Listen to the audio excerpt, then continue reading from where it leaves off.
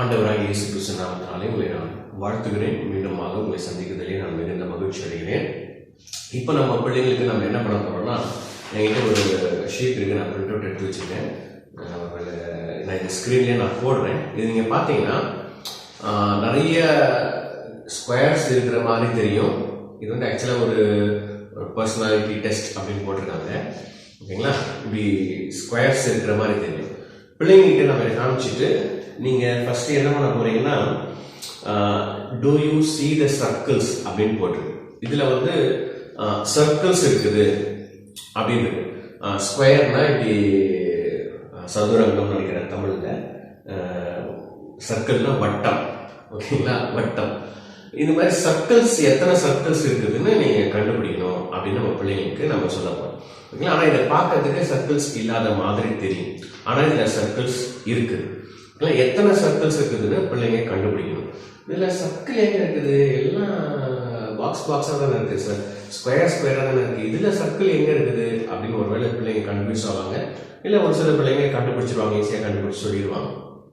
நீங்கள் என்ன பண்ண போறீங்கன்னா, ஃபஸ்ட்டு உங்களுக்கு தெரியும் இதில் எங்கே சர்க்கிள் இருக்குன்னு நீங்கள் கண்டுபிடிங்க.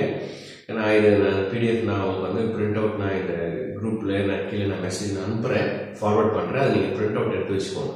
ஓகேங்களா? பிள்ளைங்க பார்ப்பாங்க, சர்க்கிள் எங்கே இருக்கு, ஓகே தெரியலையே. சில பிள்ளைங்க ஒரு வேலை கண்டுபிடிச்சு. நீங்கள் என்ன பண்ணணும்னா, ஃபர்ஸ்ட் நீங்கள் எத்தனை சர்க்கிள் இருக்குன்னு கவுண்ட் பண்ணணும், ஆன்சர் சொல்லக்கூடாது. அதே மாதிரி சர்க்கிள் எங்கே இருக்குன்னு யாருக்கிட்டையும் சொல்லக்கூடாது. ஏன்னா திடீர்னு ஒரு பையன் எஞ்சதோ இருக்கு 1 2 3 4 5 6 7 8 அப்படி சொல்லிட்டானா அந்த கேமே 2 நிமிஷத்துல முடிஞ்சுக்கும். நம்ம கேம் வைக்கும் போது எப்பவுமே நீங்க என்ன பண்ணுங்கன்னா, ஒரு கேம் வந்து அட்லீஸ்ட் ஒரு 10 நிமிஷம் இல்லை 15 நிமிஷம் எக்ஸ்ட்ரா நீங்க டைம் எவ்வளவு வேணா எடுத்துக்கலாம். ஆனா டக்குன்னு 2 நிமிஷத்துல முடிஞ்சிருச்சுன்னு வச்சுக்கோங்களேன், அந்த சஸ்பென்ஸ் போயிடும். அப்புறம் நம்ம வந்து அது 2 நிமிஷத்துல கேம் முடிஞ்சிச்சு, என்ன பண்றது தெரியலையே நீங்க பண்ணிவிடக்கூடாது. ஏன்னா பிள்ளைங்களை என்ஜாய் பண்ண வைக்கணும். ஓகேங்களா? அப்போ வந்து யாராவது நீங்க சர்க்கிள்ஸ் கண்டுபிடிச்சிட்டீங்கன்னு சொன்னீங்கன்னா, நீங்க சொல்லாதீங்க, எத்தனை இருக்குன்னு சொல்லாதீங்க, கவுண்ட் பண்ணி மனசுல வச்சுக்கோங்க, நான் உங்ககிட்ட கேட்பேன் அப்படின்னு நீங்க சொல்லுங்க. ஓகேங்களா? எல்லாம் பார்த்துட்டீங்களா? கண்டுபிடிச்சிட்டீங்களா? சில பசங்க குழப்பி ஐயோ தெரியலேன்னு சொல்லுவாங்க. சில பேர் நான் பார்த்துட்டேன்டா, நான் கண்டுபிடிச்சிட்டேன்டா அப்படின்னு சொல்லுவாங்க. மனசுலேயே வச்சுக்கோ அப்படின்னு ஒரு 5 நிமிஷம் நீங்க டைம் கொடுங்க. அதுக்கப்புறமா யார் கண்டுபிடிச்சீங்க, ஓகே நீ கண்டுபிடிச்சிட்டா, இங்க வா, எங்க இருக்கு நீ காட்டு அப்படின்னு சொன்னா அவங்க காட்டுவாங்க. இல்லை பிள்ளைங்களுக்கு தெரியணும்னா கடைசியில் நீங்க சொல்லுங்க, இதுல சர்க்கிள்ஸ் இருக்கு, ஸ்கொயர்ஸ் மாத்திரம் இல்ல சர்க்கிள்ஸ் இருக்குது அப்படின்னு சொல்லிட்டு எங்க சர்க்கிள் இருக்குதுன்றதை நீங்க காட்ட போறீங்க. சரிங்களா? இந்த பாக்ஸ் இருக்கு பாத்தீங்களா, 1 2 3 4 5 பாக்ஸ் ஸ்கொயர்ஸ்.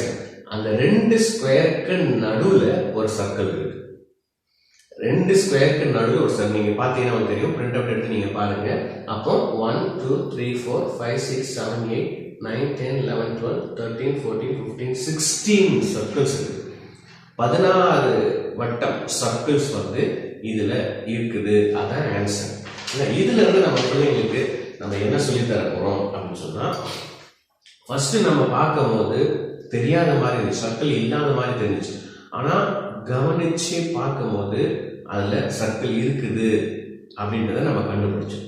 வேதத்துல இருந்து ஒரு வசனத்தை நான் வாசித்துக்காரன். சங்கீதம் 119 18ஆம் வசனம். உமது வேதத்தில் உள்ள அதிசயங்களை நான் பார்க்கும்படி என் கண்களை திறந்தரணும்.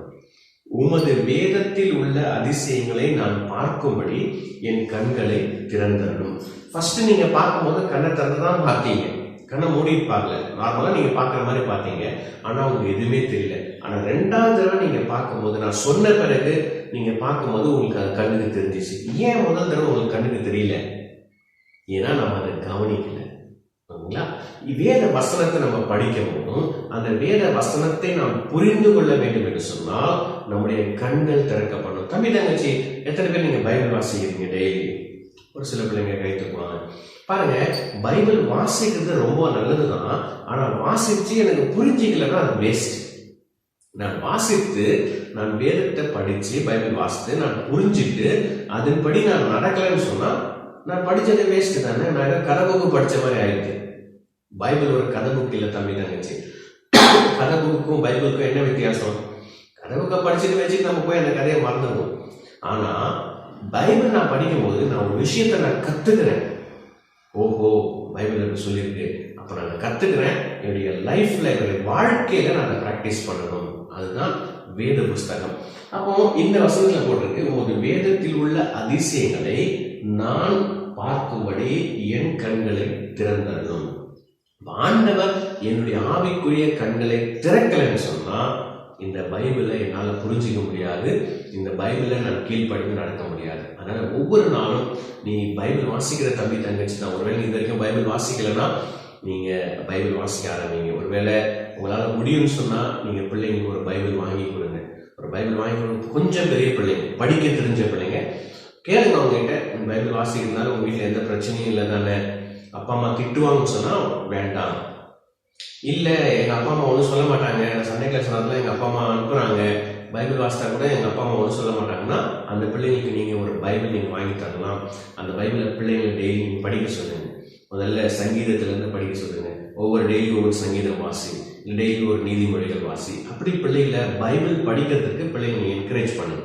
அப்ப பிள்ளைகள் பைபிள் படிக்கும் போது அவங்க புரியல அப்படின்னு சொல்லும் போது இந்த வசனம் சொல்லப்பட்டிருக்குது, வேதத்தில் உள்ள அதிசயங்களை நான் பார்க்கும்படி என் கண்களை திறந்தள்ளும். பாரு தம்பி தங்கச்சி, பைபிள் வாசிக்கிறதுக்கு முன்னாடி கண்ணை மூடி நீ ஜோம் பண்ணி, ஏசப்பா இந்த பைபிள் நீங்க தான் எழுதிருக்கிறீங்க, நீங்க எனக்கு உதவி செய்யுங்க, இந்த பைபிளை நான் புரிந்து கொள்ள என்ன சொல்லப்பட்டிருக்கு நான் புரிஞ்சுக்கிட்டு அதன்படி நடக்க எனக்கு உதவி செய்யுங்க ஏசப்பா அப்படின்னு நீங்க ப்ரேயர் பண்ணிட்டு நீங்க பைபிள் படிங்க. நிச்சயமாகவே உங்களுக்கு ஆண்டவர் புரிய வைப்பார் அப்படின்ற சத்தியத்தை இந்த ஒரு சின்ன ஒரு பசில் மூலமா பிள்ளைங்களுக்கு நம்ம சொல்லித்தர போறோம். இது உங்களுக்கு பிரயோஜனமாக இருந்திருக்கும் என்று நான் நினைக்கிறேன். மறுபடியும் வெகு சீக்கிரத்தில் நான் உங்களை சந்திக்கிறேன். தேங்க்யூ ஃபார் வாட்சிங். God bless you.